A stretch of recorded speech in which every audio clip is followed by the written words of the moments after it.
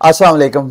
मेरा नाम कदस बट। आज की क्रिप्टो अपडेट्स न्यूज़ वगैरह मैं आपके साथ शेयर करूंगा। पहले कुछ टॉप क्रिप्टो करेंसीज का प्राइस एनालिसिस करेंगे और साथ इस वीडियो के लास्ट में जाके आ, एक आध न्यूज़ है वो भी मैं आपके साथ शेयर करूंगा। सबसे पहले क्रिप्टो मार्केट जो है वो क्यों थोड़ा सा एक तो क्रैश की 2-3 दिन पहले, और उसके बाद क्यों नहीं कर रही है, क्योंकि इथीरियम के मर्ज की बड़ी हाइप थी। या वो मर्ज हो गया, उसके बाद इथीरियम की इटसेल्फ प्राइस जो है वो डंप कर रही है। वो आगे जाके उसके बारे में मैं लाजमी आपके साथ शेयर करूंगा, इथीरियम को भी डिस्कस करूंगा इस वीडियो में। लेकिन सबसे पहले जो आउट ऑफ क्रिप्टो मार्केट ऐसे मामलात हैं, ऐसे कुछ चेंजेस हैं, न्यूज हैं, फंडामेंटल चेंजेस हो रहे हैं जिस वजह से क्रिप्टो मार्केट के ऊपर इंपैक्ट हो रहा है। ऑब्वियसली ये स्क्रीन पे आपको डॉलर का चार्ट नजर आ रहा है। इस साल के स्टार्ट से डॉलर की प्राइस ने पंप करना शुरू किया। और ऑब्वियसली डॉलर की प्राइस क्यों पंप करती है? अमेरिकी इंतजामिया जब अपने डॉलर का इंटरेस्ट रेट बढ़ाती है, सारी दुनिया के जो मालदार लोग, इदारे हैं, उनको दूसरे लफ्जों में वो मैसेज देती है कि अगर आप हमारा डॉलर लेंगे तो हम आपको इंटरेस्ट देंगे। तो ये इंटरेस्ट रेट हर माह अमेरिकी इंतजामिया जो बढ़ा रही है, पिछले चंद माह से ऐसे ही हो रहा है, और इसी वजह से आपको डॉलर की प्राइस पंप होती नजर आ रही है। इसका इंपैक्ट सिर्फ क्रिप्टो मार्केट तक नहीं होता, ये भी मैं आपको बताता चलूं। इसका इंपैक्ट सिर्फ इन्वेस्टमेंट मार्केट तक महदूद नहीं है, बल्कि दुनिया की सारी इकोनॉमी, सारी करेंसीज सफर करती हैं। और एग्जैक्टली कुछ एक्सपर्ट का मानना तो यह है कि ये अमेरिकी जितनी चालाकी करना चाहते हैं वो कर लें, सारी दुनिया से अपना इंटरेस्ट रेट बढ़ा के मालदार लोगों का, सारी दुनिया का जो वेल्थ है, जो सरमाया है, वो सारा डॉलर में स्टोर कर रहे हैं। और डॉलर क्या है? क्या डॉलर की का रेट इस वजह से बढ़ रहा है क्योंकि अमेरिकी इंतजामिया ने कोई नई दौलत, सोर्स ऑफ इनकम जनरेट कर लिया? नहीं, अमेरिकी इंतजामिया भी अमेरिकी इकोनॉमी भी सफर कर रही है, वहां भी परेशानी है। तो ये जितना पैसा लोग स्टोर कर रहे हैं वहां पे, कुछ एक्सपर्ट्स का कहना यह है कि पहले ये सारा दुनिया की सारी दौलत जाएगी डॉलर में, फिर वहां से दौलत ये कन्वर्ट होगी बिटकॉइन के ऊपर। और अगर ऐसा होगा तो ओबियसली इसका इम्पैक्ट जो है वो ना सिर्फ बिटकॉइन बल्कि ओवरऑल जो क्रिप्टो मार्केट है उसके ऊपर आपको नजर आएगा। बहरहाल ये जो मैक्रो इकोनॉमिक्स चेंजेस हैं, ऑलरेडी मैं कल यूट्यूब शॉर्ट में आप लोगों को अपडेट कर चुका हूं कि 3 चीजें ऐसी हैं जिस वजह से मुझे ऐसे लगता है कि शॉर्ट टर्म के लिए शायद आपको थोड़ा बहुत प्राइस पंप होती हुई नजर आए। मिड टर्म के लिए यानी 6 माह 1 साल के अरसे के लिए क्रिप्टो मार्केट के लिए हालात अच्छे नहीं लग रहे, अनटिल अनलेस कोई नया नैरेटिव, कोई नया बयानिया आके इस जमूद को ब्रेक नहीं करता। जैसे इथेरियम आया, उस इथेरियम की वजह से मार्केट को एक नई होप मिली और मार्केट जो थी वो रिकवरी करने की तरफ गई।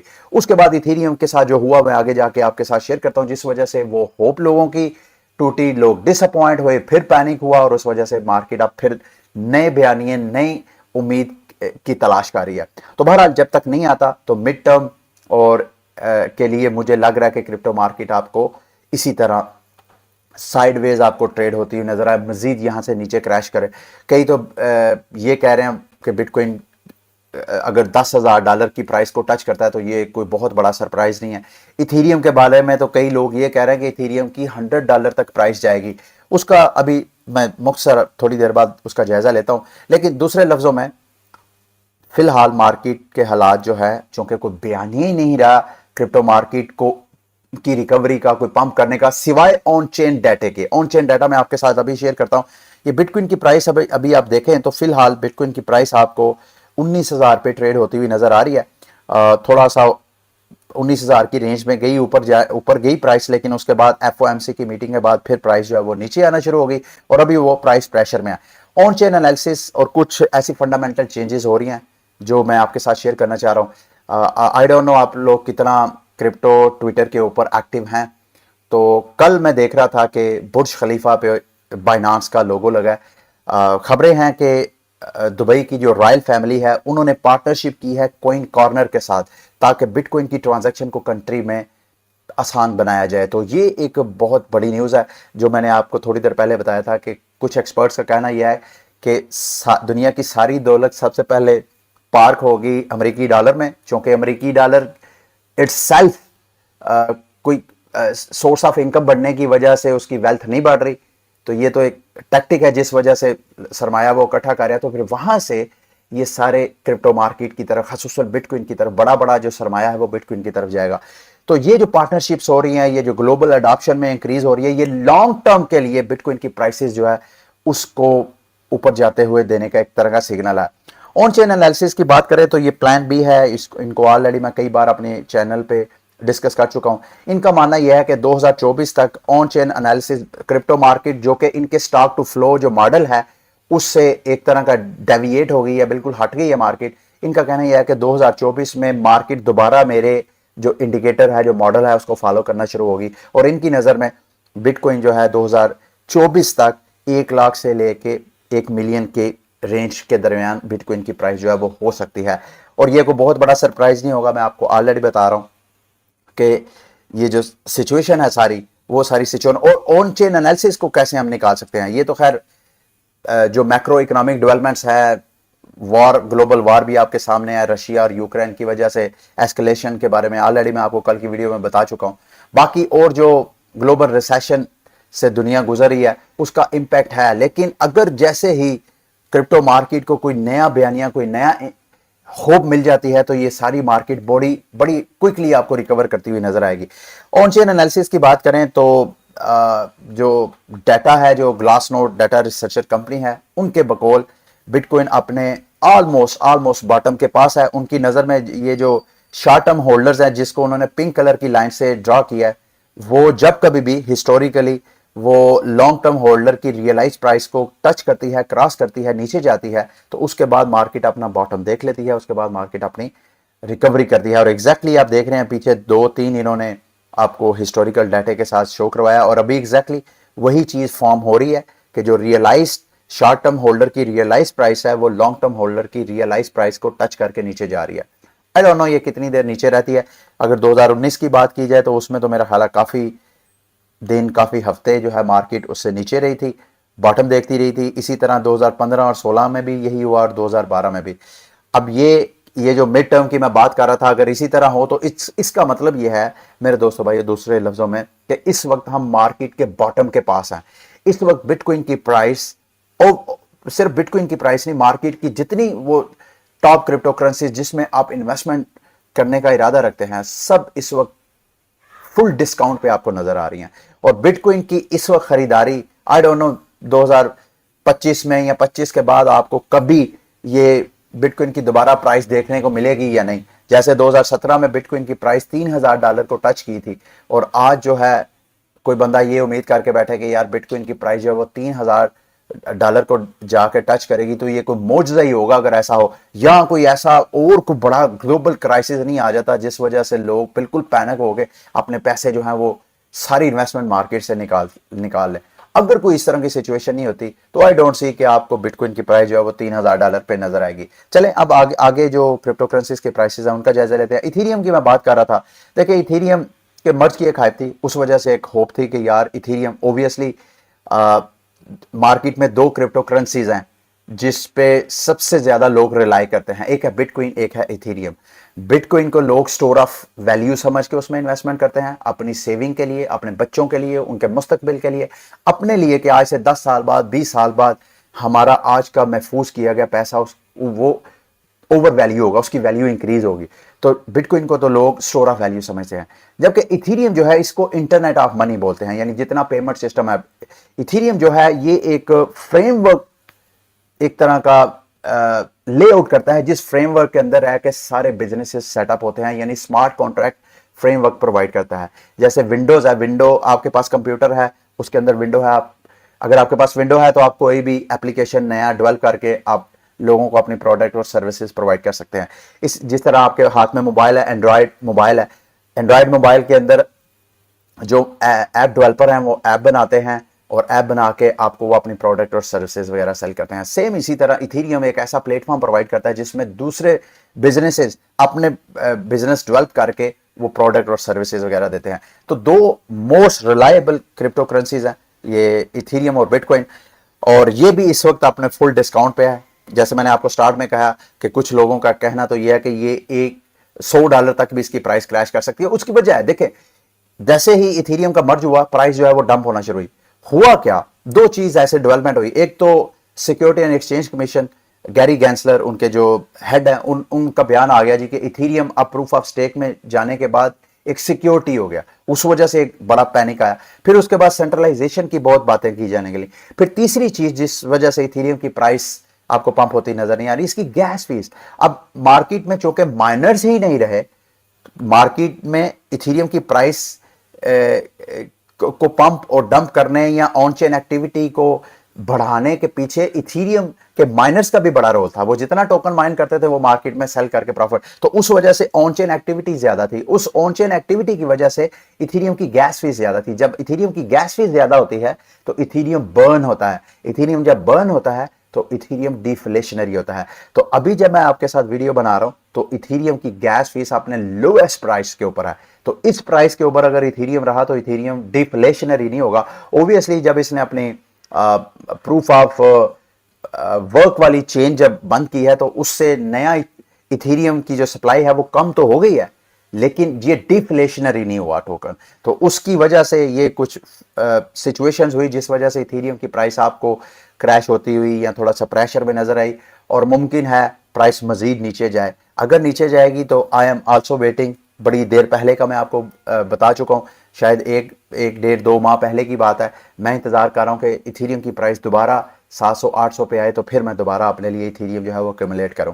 आगे एक्सआरपी की प्राइस आपको पंप होती नजर आ रही है। आई डोंट नो, कुछ लोग कहते हैं कि शायद ये इनसाइडर को रिपोर्ट है, जो कि जिनको पता है कि रिपल का और अमेरिका की सिक्योरिटी एंड एक्सचेंज कमीशन का आपस में शायद आने वाले वक्तों में कोई एग्रीमेंट होने वाला है।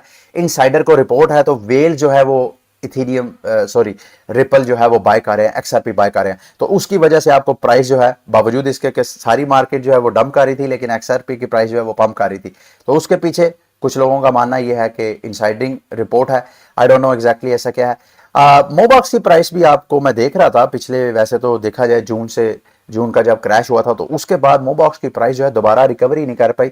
अभी ये कल की 1-2 न्यूज आई है, 2-3 दिन हो गए। इनकी जो कॉइन बेस है, क्रिप्टो मार्केट का जो सबसे टॉप एक्सचेंज है, उनके साथ कोई पार्टनरशिप हुई है उनके वॉलेट के साथ। तो उस लूट मेले की वजह से इसकी प्राइस थोड़ा सा पंप हो रही है। मैं देख रहा था कि इसकी प्राइस क्यों पंप। ओवरऑल वैसे मोबॉक्स की बजाय आप जितना गेमिंग प्रोजेक्ट्स है, जितने एक्स टू अर्न प्रोजेक्ट है क्रिप्टो मार्केट के, सारे इस वक्त आपको मोर देन 99% वो क्रैश होते हुए नजर आ रहे हैं। क्योंकि ये मैं बार बार आपको रिपीट करता आ रहा हूं, बावजूद इसके कि मैं भी गेमिंग प्रोजेक्ट्स में एज ए इन्वेस्टर मेरा भी इंटरेस्ट है, लेकिन हकीकत यह है कि ये पोंजी स्कीम्स है और मार्केट जब क्रैश करती है तो इस तरह के जो प्रोजेक्ट्स होते हैं उनके ऊपर काफी प्रेशर होता है। तो मोबॉक्स फंडामेंटली देखा जाए तो बड़ा स्ट्रॉन्ग प्रोजेक्ट है।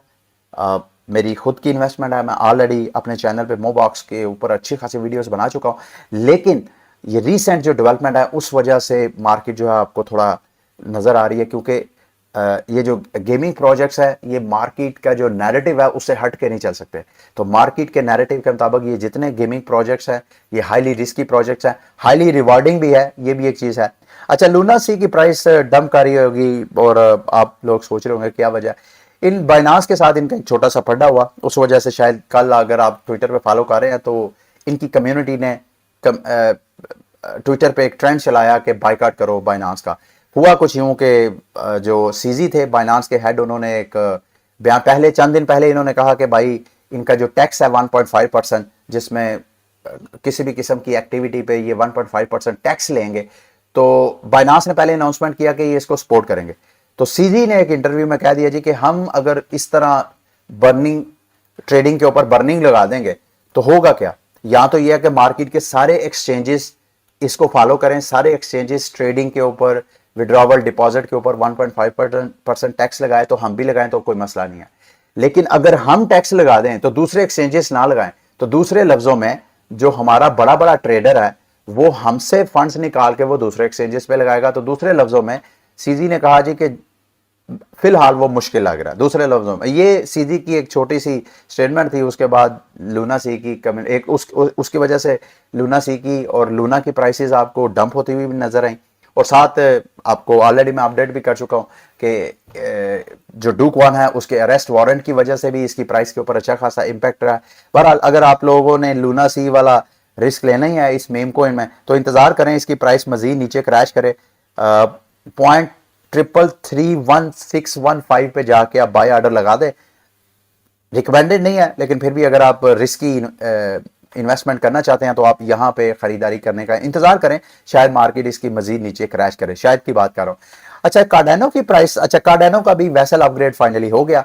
तो जैसे इथीरियम की मार्केट में हाइप थी, कार्डानो की तो दूर दूर तक ऐसा नहीं है। कार्डानो तो बल्कि ये देखे, ये जून के बाद, ये भी ऑलमोस्ट जून के मार्केट क्रैश के बाद मई, बल्कि मई जून से ये स्टार्ट हो रहा है और एडा की प्राइस भी आपको अच्छी खासी प्रेशर में नजर आ रही है, बावजूद इसके कि वेसल इनका जो अपग्रेड हुआ है उसके बाद अच्छा खासा मार्केट में हाइप होनी चाहिए थी, लेकिन सैडली एडा जो है वो मार्केट से पैसा कैप्चर नहीं कर सका।